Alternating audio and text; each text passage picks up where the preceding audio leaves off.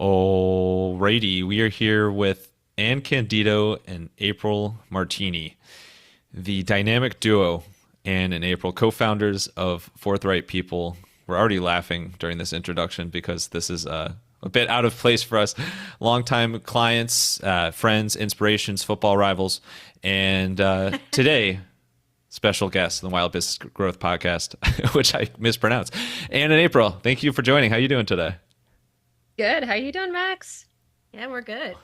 I'm great. I'm great. I'm great. We're going to ignore the 45 minutes of tech setup before we hit record. So now nobody knows about it. But in this episode, really, really excited to dive into the Forthright People story and everything with your podcast, Strategic Counsel, marketing smarts before that. Just really, really cool. I'm always like, I know you're going to say I'm just buttering you up, but I really enjoy and learn so much editing every single one of your episodes, and you guys are big inspirations. So I'm pinching myself, and I also did Okay. yeah, and I also practiced tech setup as part of this.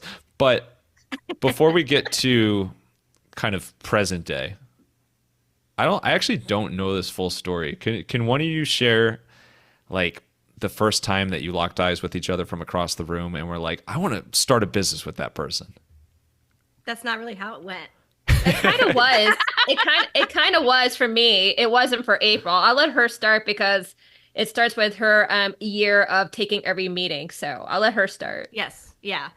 Yeah. So I had been at agencies for almost 17 years, went out on my own, thought it was going to take me a couple years to build what I was envisioning. And about a year in, I realized that I had accomplished what I set out to do in short order, which was great. But I was feeling lonely and a little bit untethered.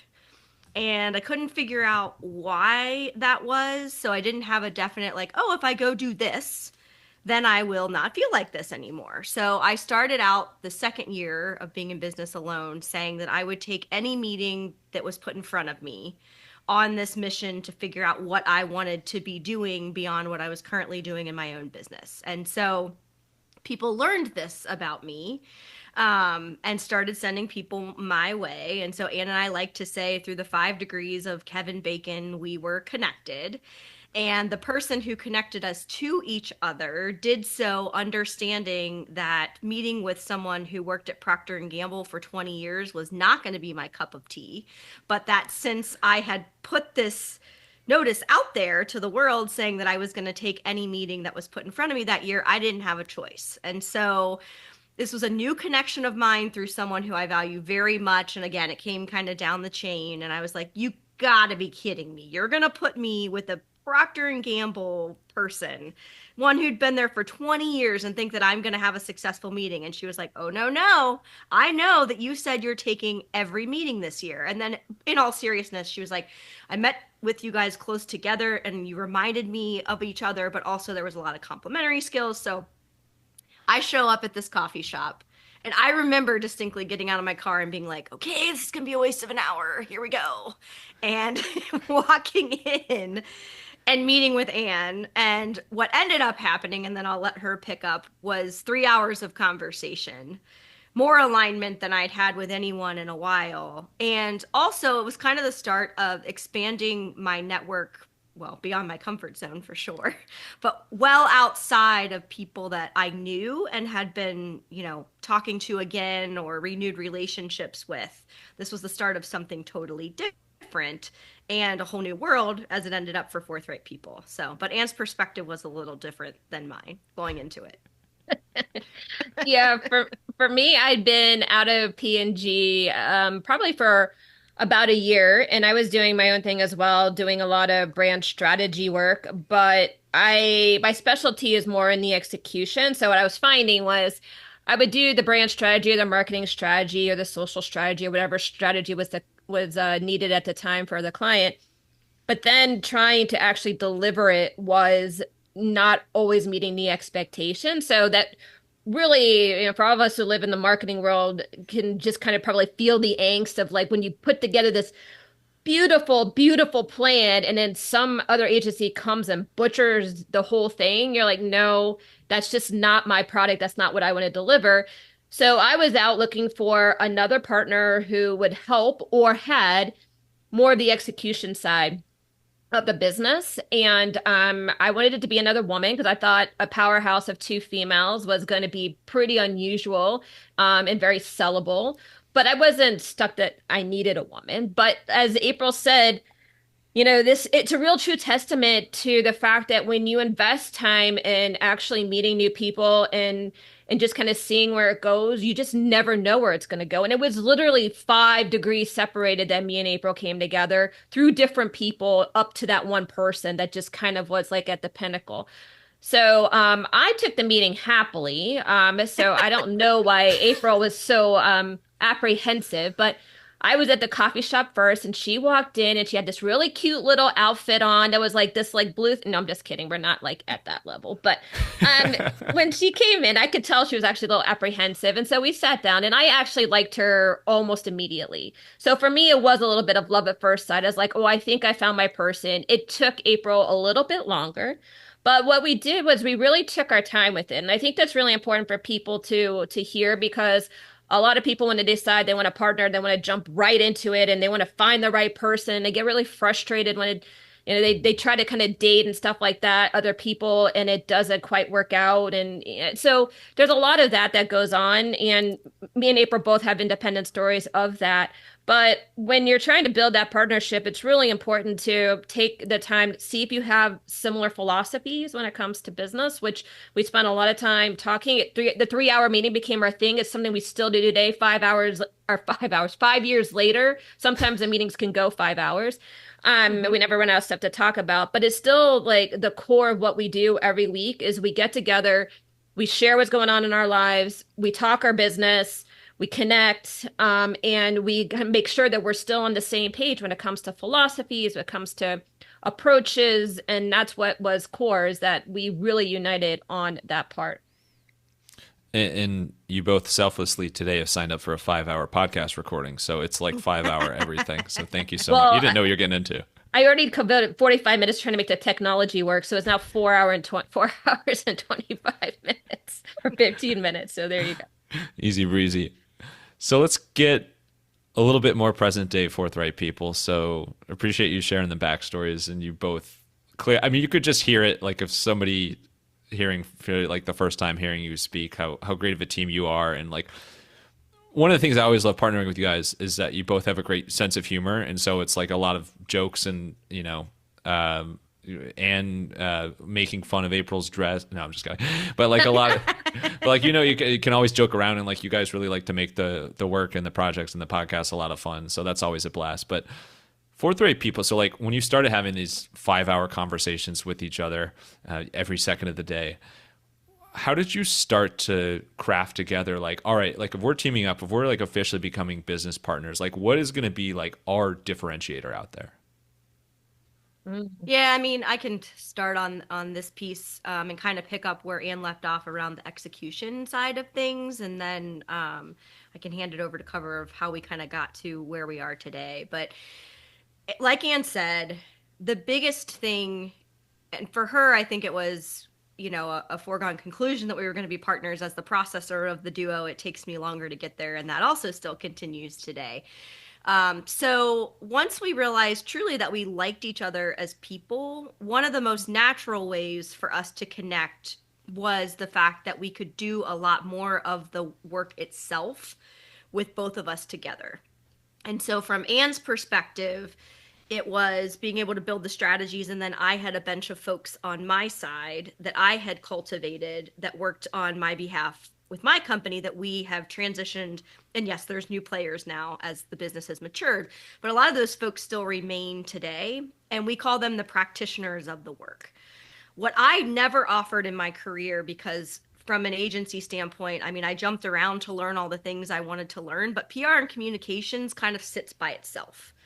And so for me, getting to know that work and that world through Anne sort of completed the continuum of offerings and allowed us to do the strategy all the way through the executions, because we had folks that could do social media posts and all of those things. That was kind of the easy part. So we already had that end to end of what we like to do. And then we spent time on where we overlapped. And again, I'll let Anne talk because she loves this one story about taking work away from me. But there, we had a period of time where we spent time talking about where we overlapped and then ultimately what we liked doing. So the strategic side of things for us was present in both of us and a passion area for both of us. But the difference was that Anne very much saw it from the client side and I very much saw it from the agency side. And so when you talked about us being a powerhouse, which I appreciate and we agree, that piece of being able to provide that for clients, in addition to being a women-held business and partnership, was what started to click for people, because we literally have the client and agency in the room, whether the client is there every single time. And that started to open up for people the realization that they could get work from us that was very on target on strategy because we were talking to each other. And then the other thing I'll say, and then I'll hand it over to Anne, is one of the things that took a long time for us, in addition to our philosophy, like we said, our philosophies as human beings and integrity and all of that aligned.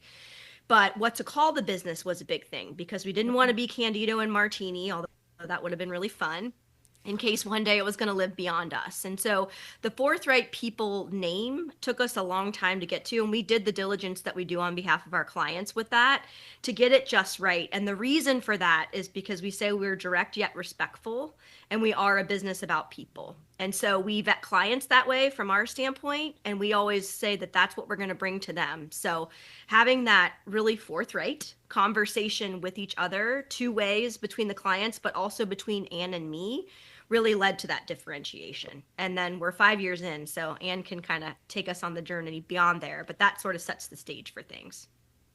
Yeah, and I think, I mean, April said a lot of really great points, but just to reinforce a few things that she said to kind of bring this home is that we liked each other as people to begin with, and I think that's actually a differentiator a lot.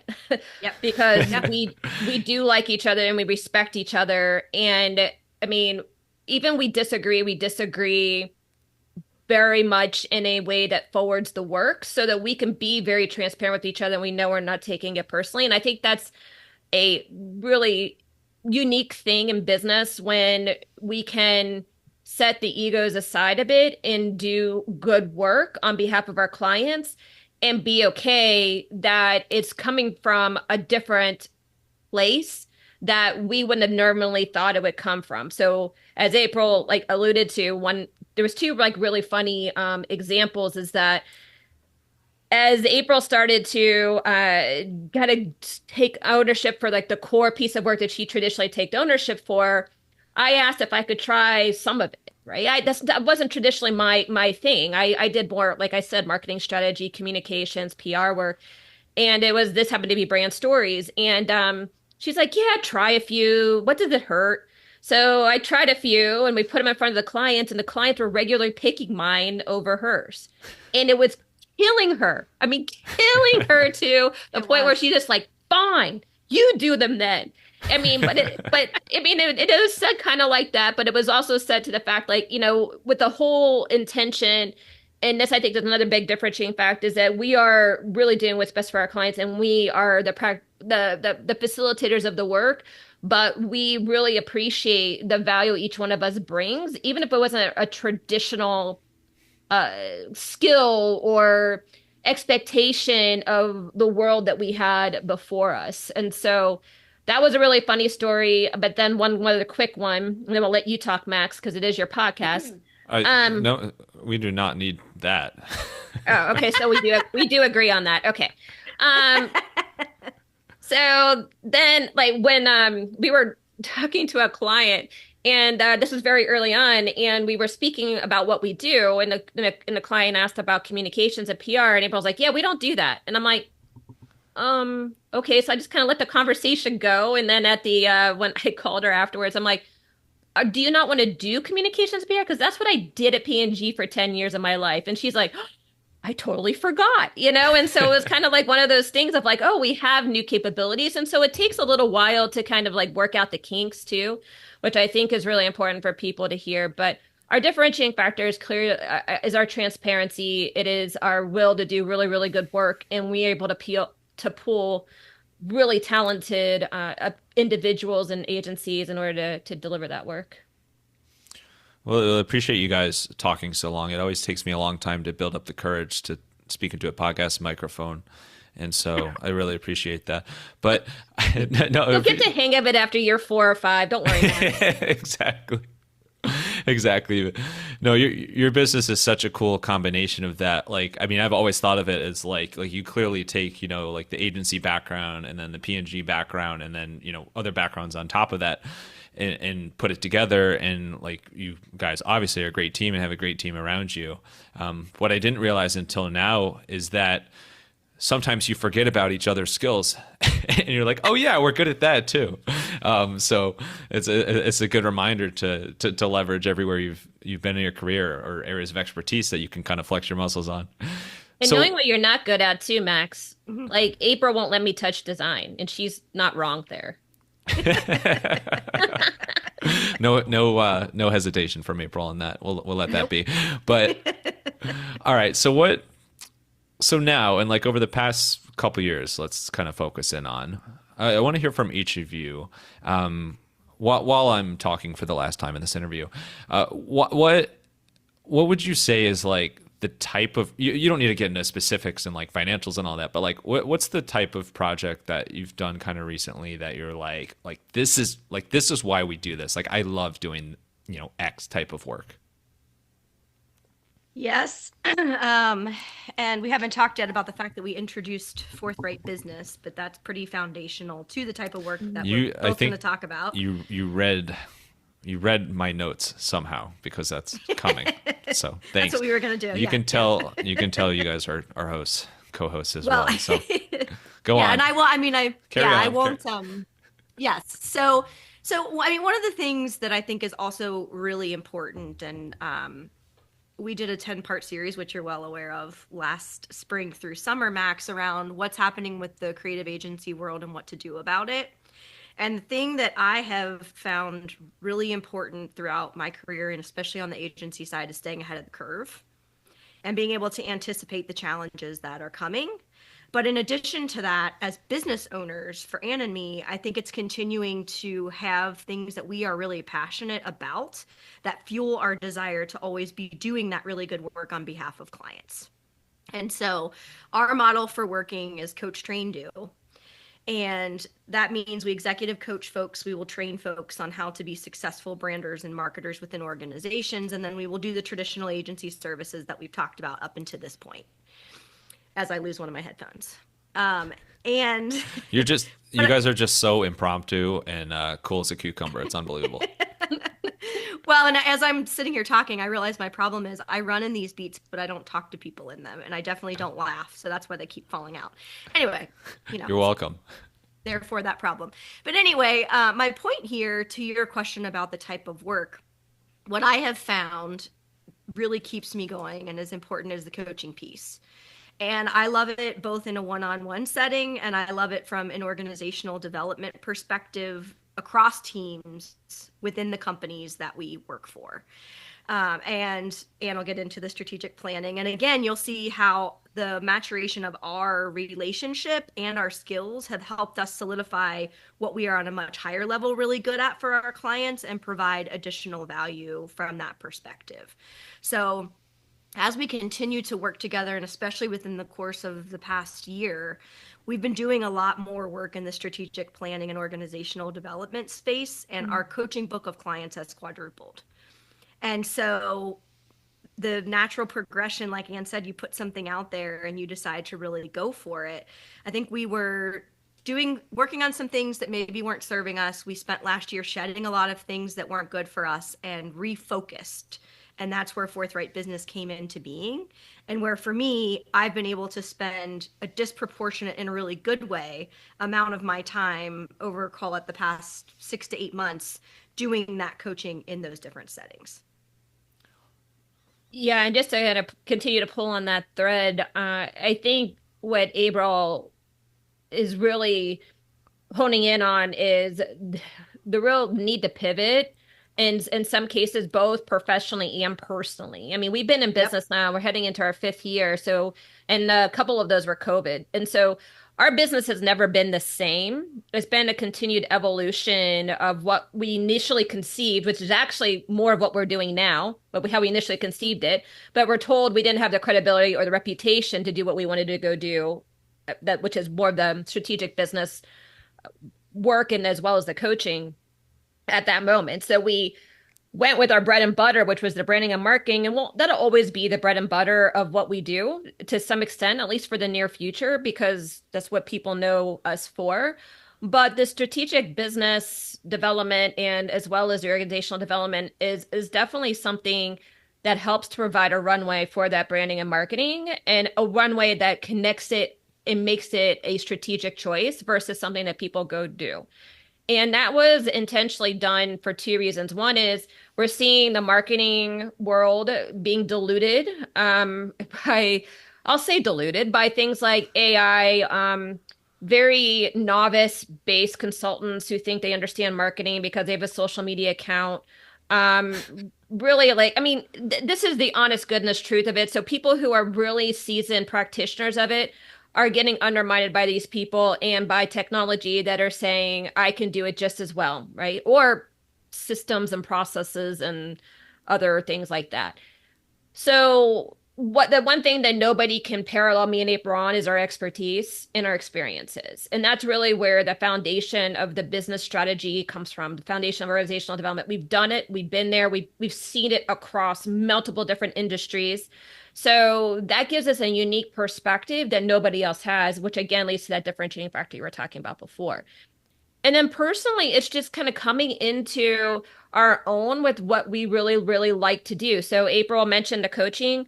I really, really love business strategy. It's been something that has been a core of some that I contributed to and I experienced when I was at P&G, and something that I feel like I uniquely can provide to businesses in a way that they're not currently getting.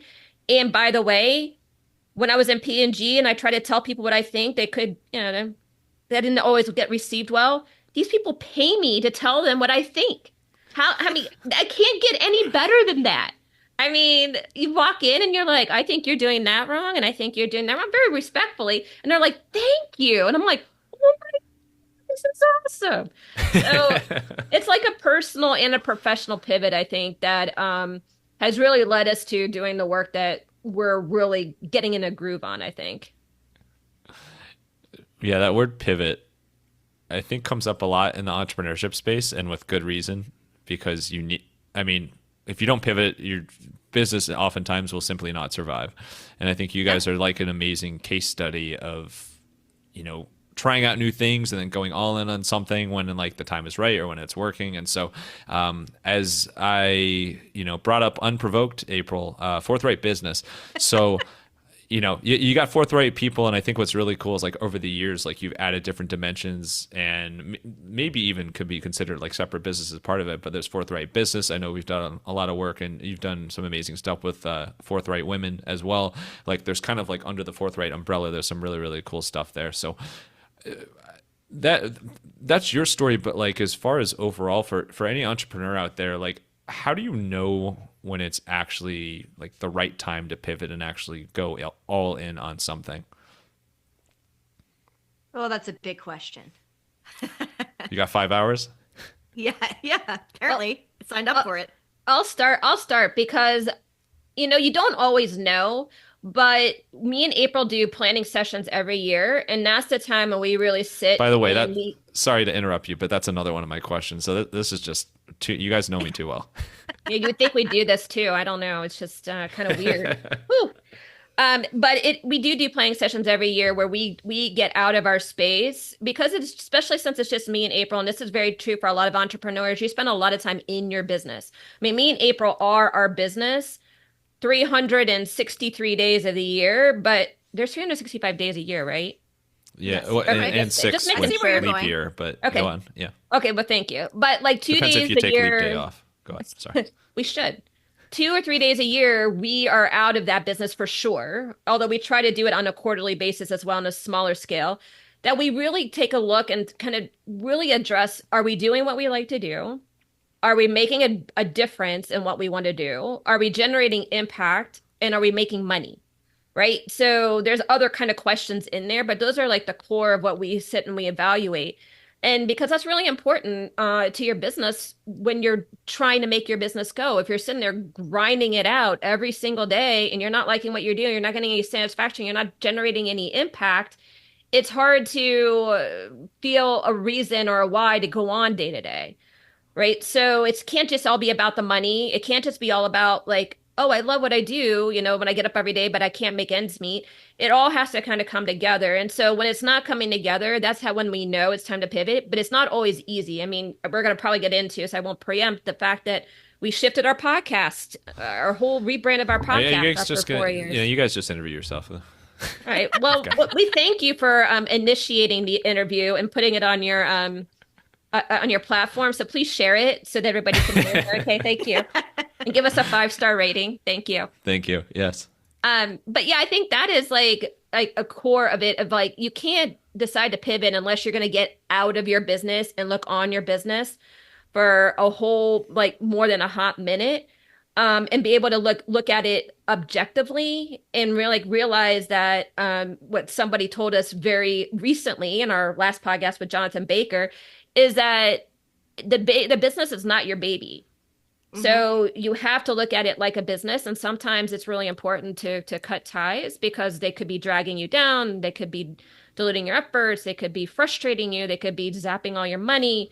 And really looking at, well, what do we want to go do now? How's the landscape change? How's our clientele change? Are there new clients we want to go after? Are there new opportunities like the coaching that we really want to go after? So that's my thoughts. I'll let April take it from here.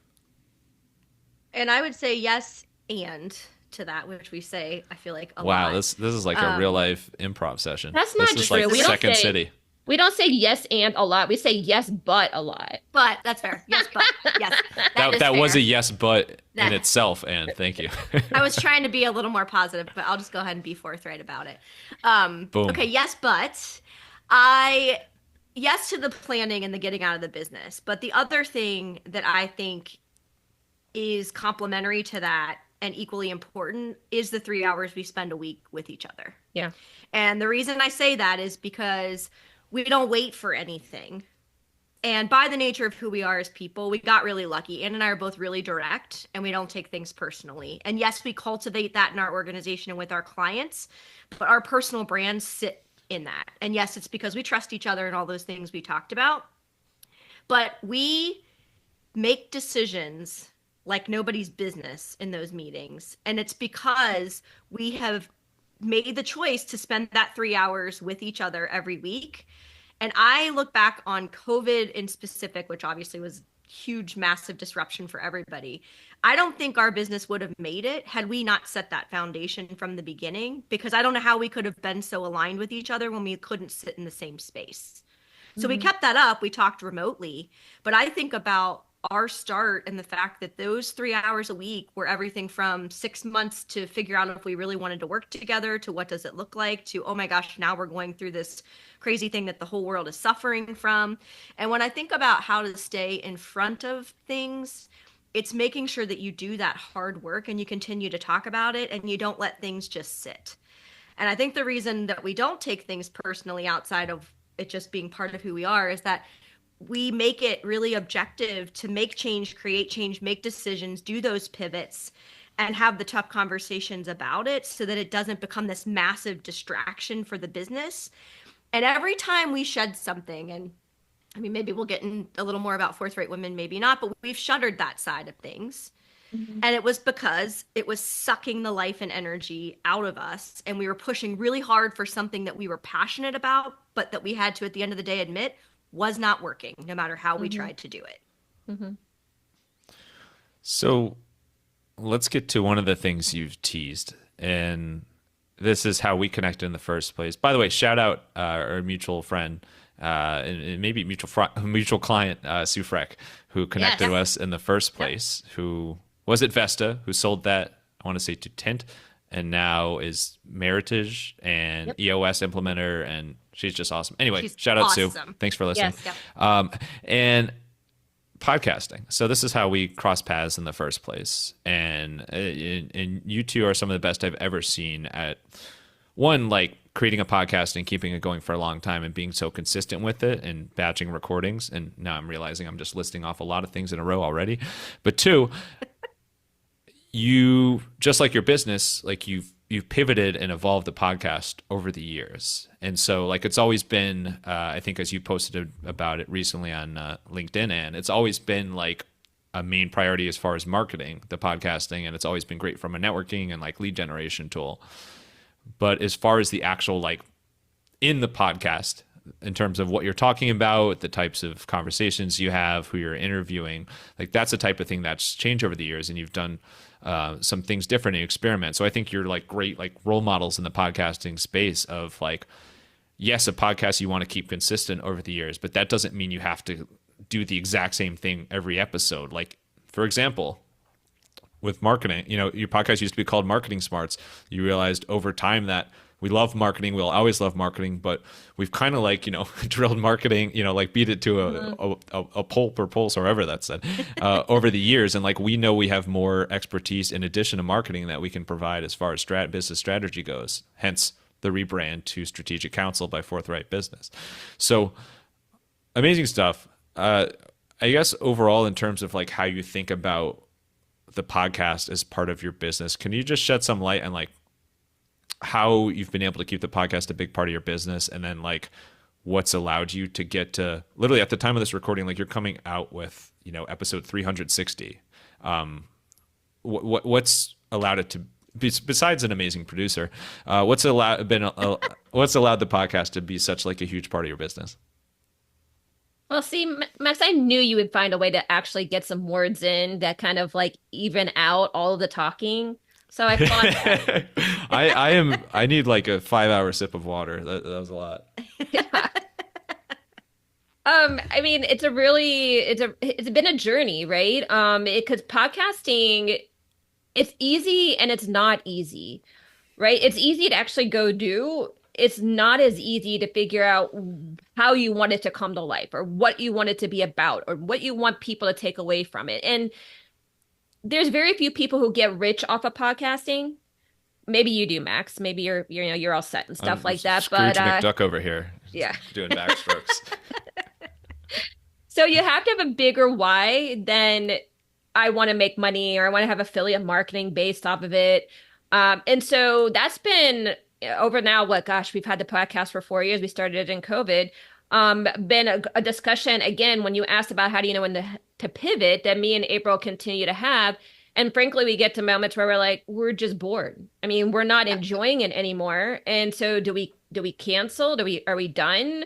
Or do we see glimpses of someplace else we can take it? And that's when we did the creative series, which was hugely successful and very well appreciated, but not sustainable thing long term. But that's really what got us the insight of, maybe we need to rebrand it in order to be more consistent with what we want to actually now offer our clients. And so it provides a vehicle for us to be able to share our thought leadership in a way that reinforces why us. So when you think about a brand, a little education, it's who am I, why am I different, and why do you want me?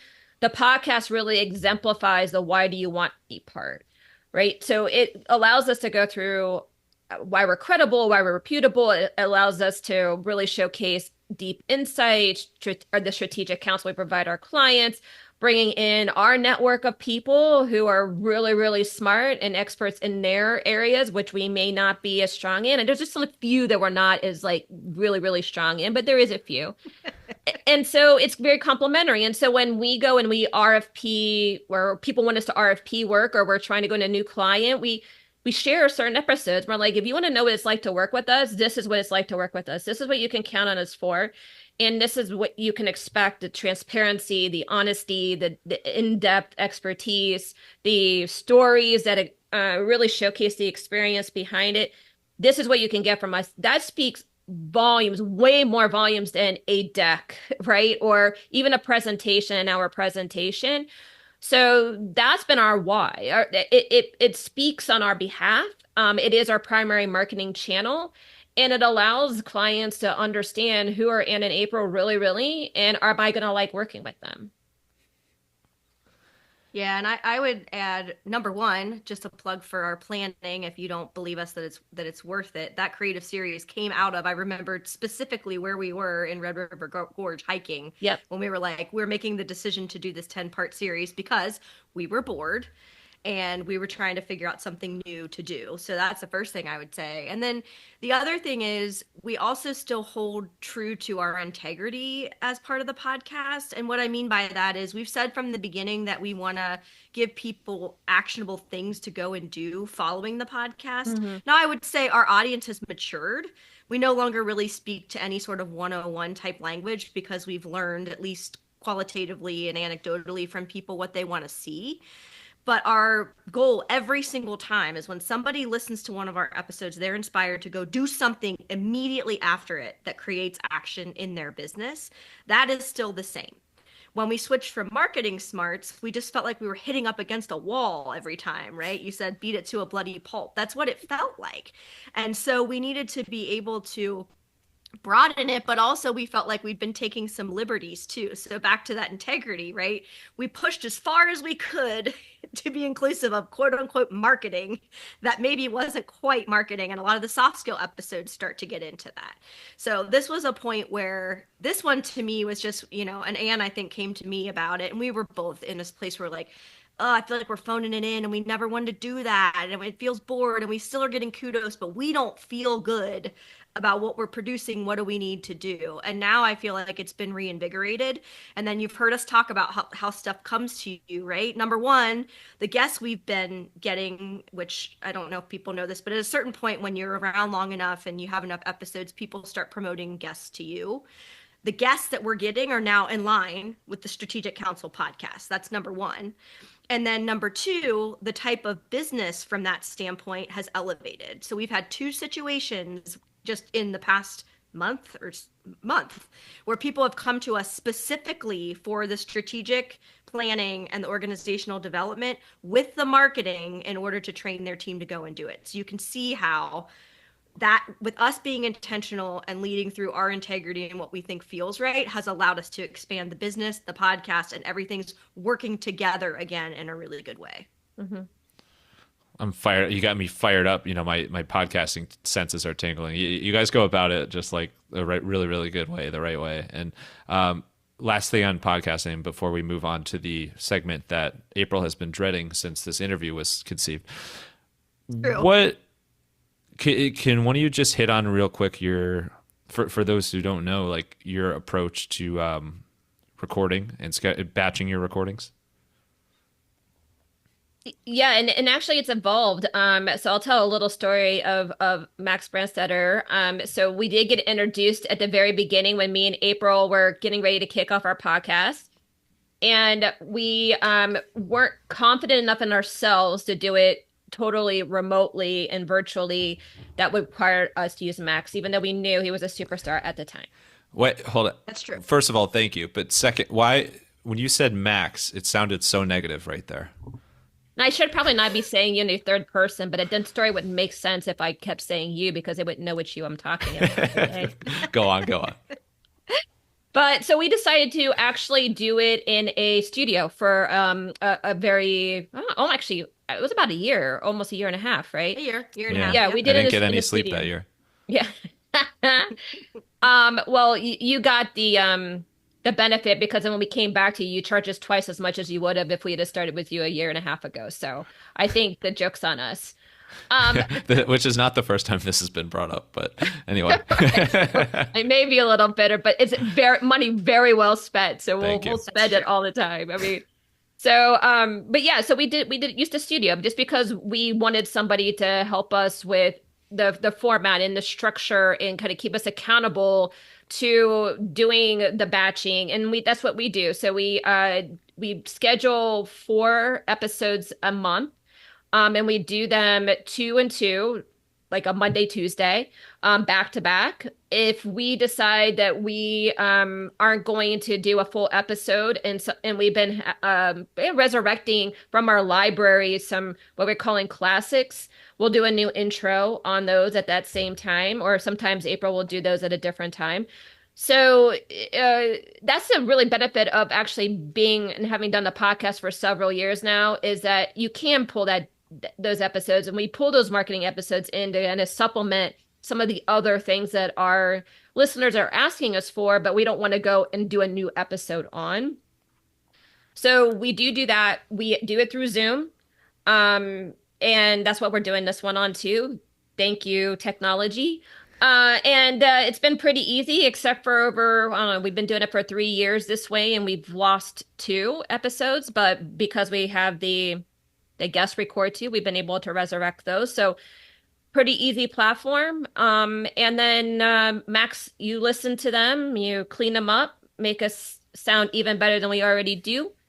And you manage all of the launching for us. So that's all out of our hands. You do all of the descriptions, the notes, the blog posts for us. You even give us LinkedIn copy in order for it to make us easier for me and April to go post it on LinkedIn, which is where we primarily showcase the podcast and connect with our guests if we have a guest there in order to get more exposure for it.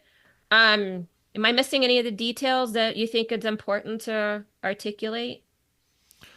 Well, I think your producer is just endlessly charming and a blast to work with. Just Except for he's a Browns fan, so that's a great guy. But that's okay. Proud Browns fan, great guy. No, thanks for sharing all that and the kind words. And I did not intend, maybe I did subconsciously intend this to be a giant testimonial, 5-hour testimonial. But I think and I forgot to mention real quick, the reason why we came back to you is because after we got the education that we needed, we didn't see a need to go to the studio. And so we called our buddy Max back and we said, hey, we think we're ready to do this on our own. Would you support us? And you said, of course I would. Here's your proposal for twice as much. It's really like a modern day fairy tale. It really is. but well, I think, I would like to add something though about, and I guess this is turning into a Max love fest, but I think what we started seeing happening is Anne and I were having to do way too much work on the editing of our episodes, and things were being missed. And a year and a half in, it shouldn't have been missed, but some of it was starting to get like craziness, right? And so I think what I appreciate, and I'm the brand character tone of voice police, right, is that you learned very quickly, and we did have a fairly forthright conversation about our expectations about how Anne and I wanted to show up. But I think you were able to interpret that very quickly. And now, fast forward, and I'm not a math person, however many years we've been doing it this way now, at least since I've been in this house, so almost 3, there's very little for us to catch. And it's not just in the ums and the uhs and the whatever. It's because you know how we want to show up and present our brands individually and collectively. And I'm a really tough critic of myself. Like being polished and professional and not having a lot of missteps, but also getting my point across is really important to me. And the fact that you picked it up quick and it happens very easily now. I mean, we listen back to every episode because it's important, again, to Anne and me to do that. But we're at the point now where there's hardly anything that we have to come back and say, redo it. And the fact that you're committed to staying with that after so long also means it's part of a craft for you, which is another thing we value with people that are on our bench and working on our behalf. For those listening, April just had like an amazing rant that I decided to edit out. So those last 5 minutes you won't be able to hear. But no, I appreciate that. And I think just last thing on the podcasting front is that you two, when you think about the batching, when you think about the, deciding to offload in the editing, when you think about repurposing and recencying, I just invented a word, your like great content as far as the classics and the quick hits goes, hits, you have made it like infinitely more manageable on yourselves than it could be as podcast hosts. Like you're business owners, you have so much going on. I think part of the reason why your podcast is so sustainable and you've been able to do it for so long and at a consistent pace is because I mean, it's mind-blowingly simple to be like, hey, we're going to record, once or twice a month, and then like we're good for the month. And then, oh, we have this giant catalog of previous episodes now. Why don't we pull some insights from that and repurpose? Because, I don't even know what the number is, but half the people, like maybe even more, have not heard those previous episodes, like the episode from a couple years ago. So really, really smart way to do it. All right, enough messing around. April, let's get to wait a more messing around. One more thing that's really important, and then we're done with the agenda item for this episode that says Max Love Fest. But I think what is really important, and you taught us this, is it's very important to plan for the episodes. And there's a lot of people who don't do this. They just want to get on the microphone and just talk. And that really is not really taking that craft, as April mentioned, to the right level for podcasting, because people need a point. They need a focal point.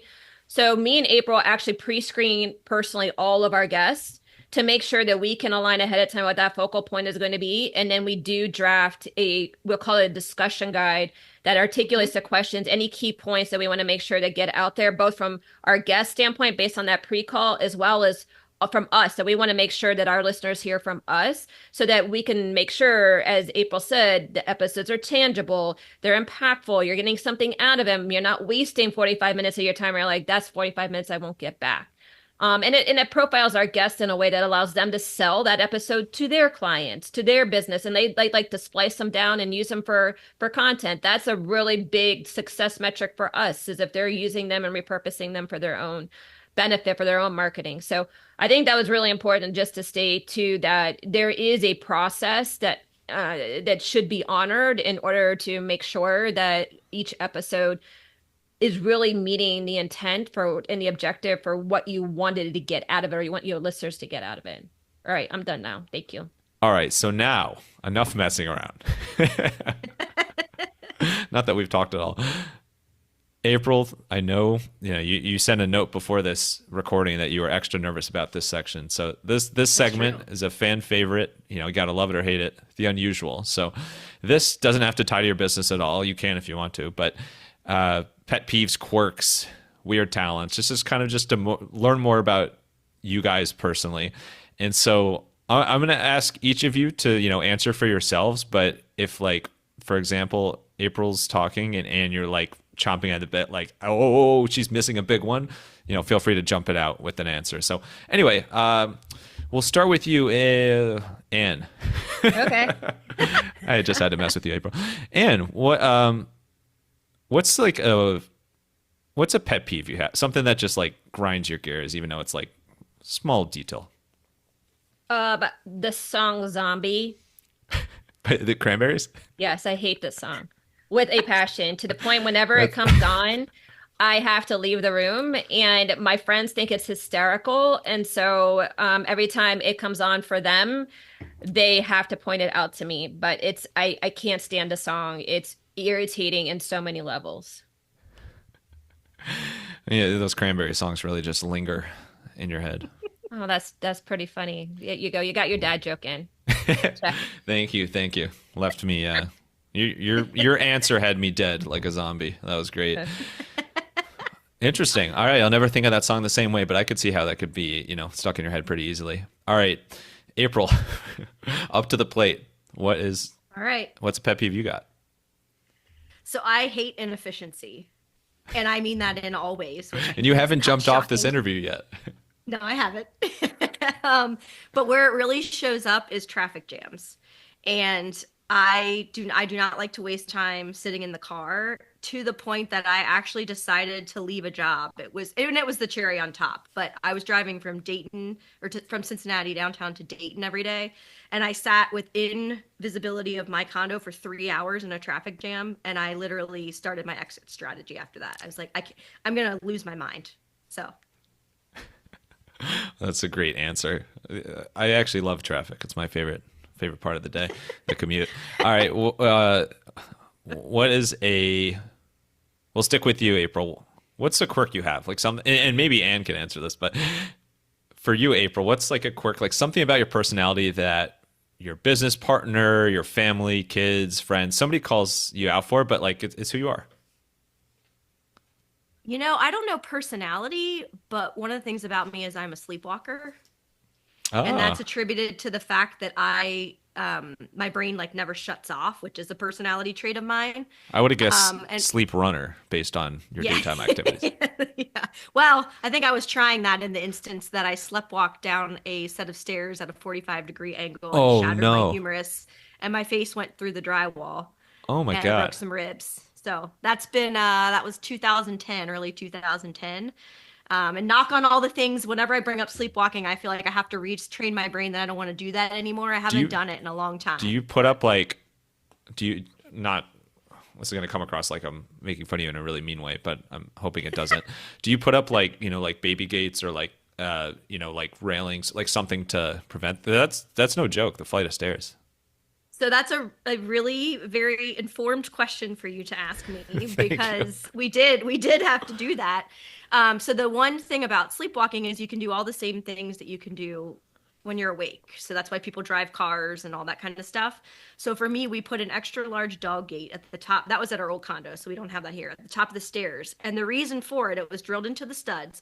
The reason was because I had to pull, twist, and turn, and your motor skills are just off enough that my husband could wake up in time to get to me, versus if we just put a door, that wouldn't have made any difference whatsoever. Oh So my God. yes.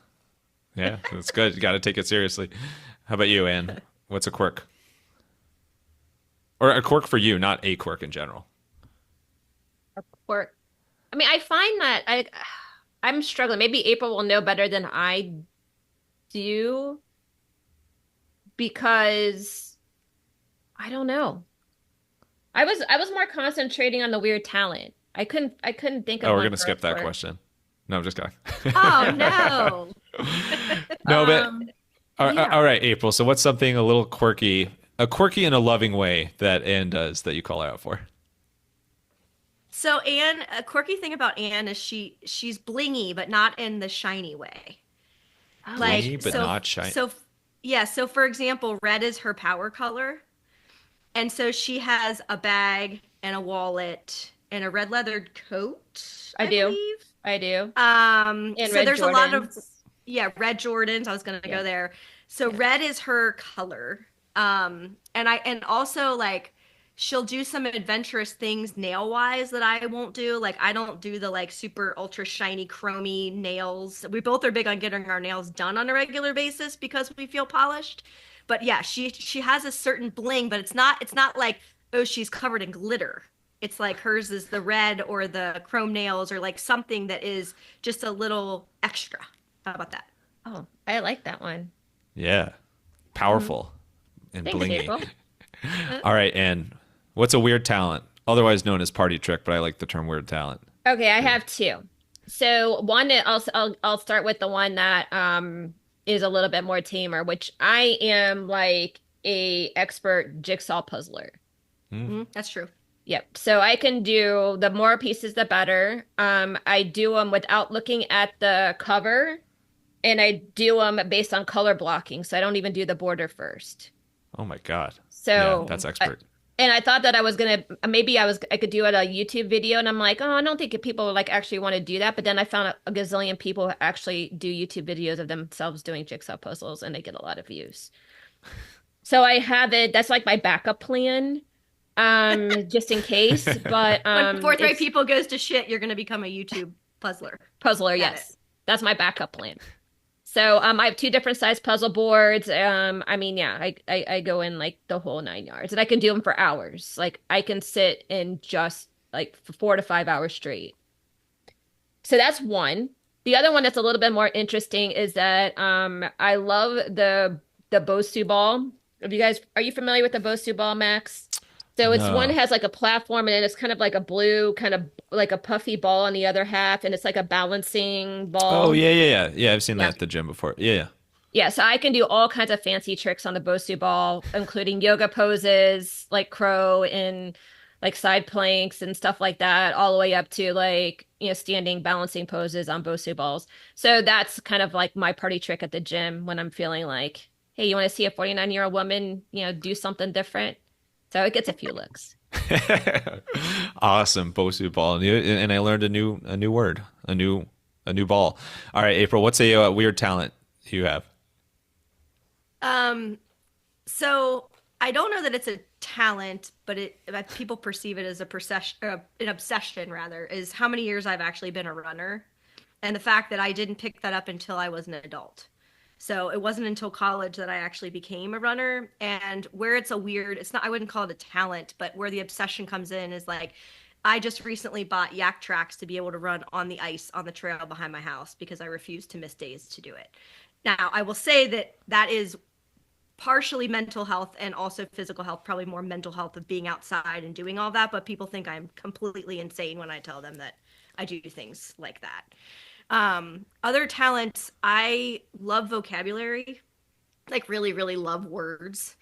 And to the point where, like, if I'm reading a book and there is a spelling error, I have a different opinion of the book.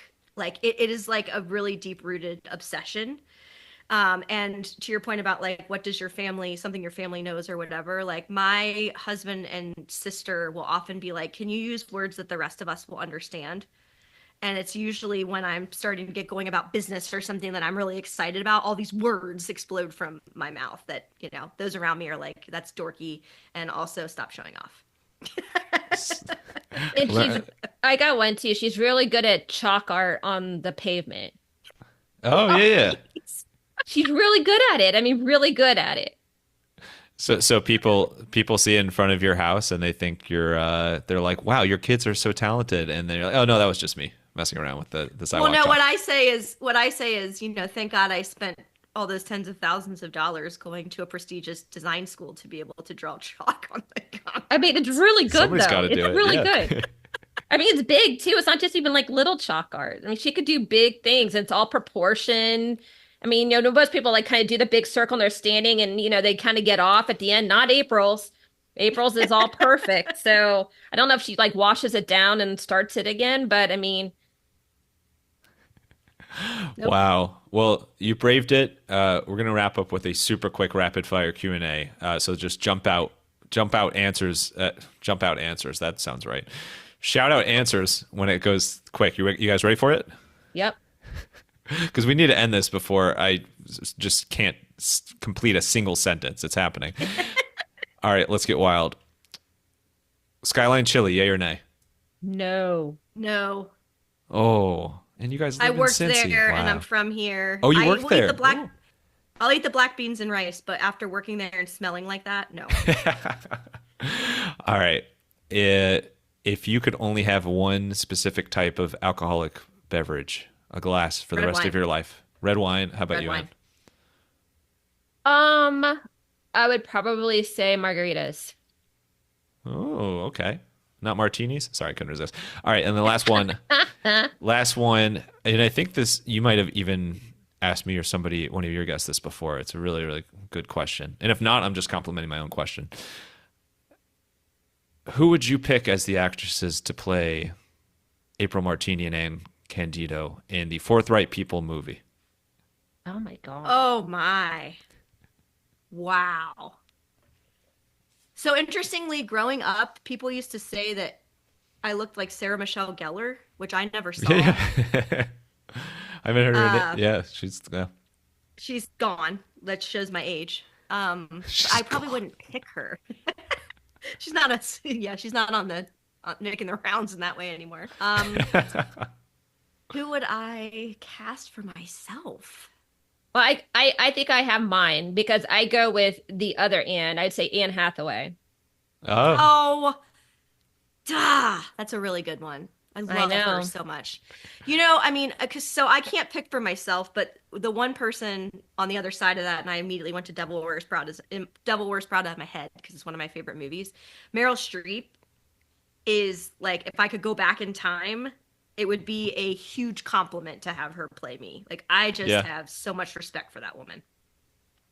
awesome. Well, I sort of copped out on that, but I would No, like that's to great. see, after seeing the Martha Stewart documentary, I'd like to see Martha Stewart play April.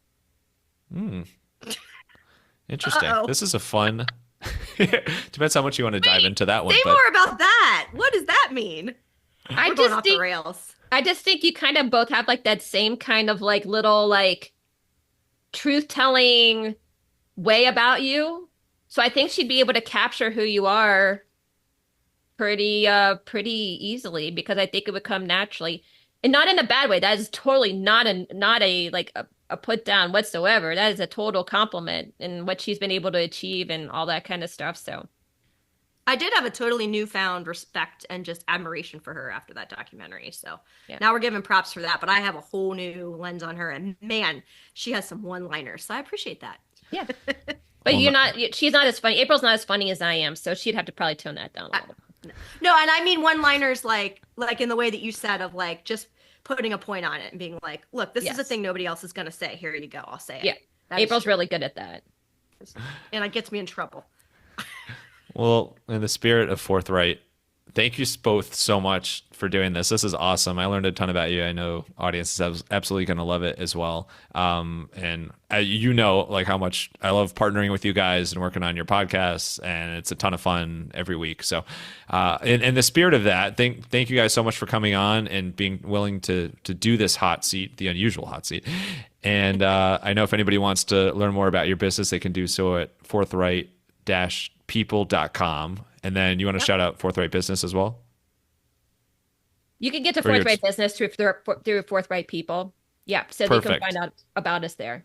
And then Strategic Counsel by ForthRight Business on your favorite podcast platform. Anything else you guys want to shout out? Obviously, you can connect on LinkedIn, but any other CTAs you got to go all marketing nerdy? I think we I mean the biggest thing is, and especially like for me, I still really inherently enjoy meeting new people, and I know we both enjoy having conversations, and so don't hesitate to reach out, because as you've hopefully heard here, you never know what's going to happen when you do that. But I just really, I get so much of my energy when I meet someone new and interesting. So Agreed. I ditto that.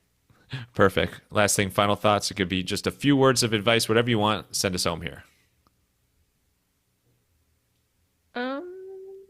I think my big thing is don't waste your time doing something you hate. And I know we've all been in jobs where we've had to do it for a period of time, and I'm sitting in a seat where I'm an entrepreneur running my own show. But I feel like more and more in coaching, I'm spending time talking to people about, yes, their work, but also how they can be happier day to day. And I personally am always working to be more in the present and like paying attention to those moments. And then the other thing I always say is please take your vacation. Don't let it just sit there and actually be on vacation. Yeah, I mean, I was actually going to have something similar because my word for this year is freedom. And so I think a lot of people get stuck in doing everything that they feel like they should go do, and they fail to ask themselves what they really want to go do. So I would encourage everybody to consider and do a little bit of a life assessment of, are you doing all the things that you want to be doing, that you feel called to do? And it needs to be something that's central to your own why, not just raising a family and those sorts of things. So assume those things are already part of what you want to leave a legacy on, but think about what your personal legacy is too, what you want to give back to the world that's beyond your kids and those sorts of things. Bring on the bongos!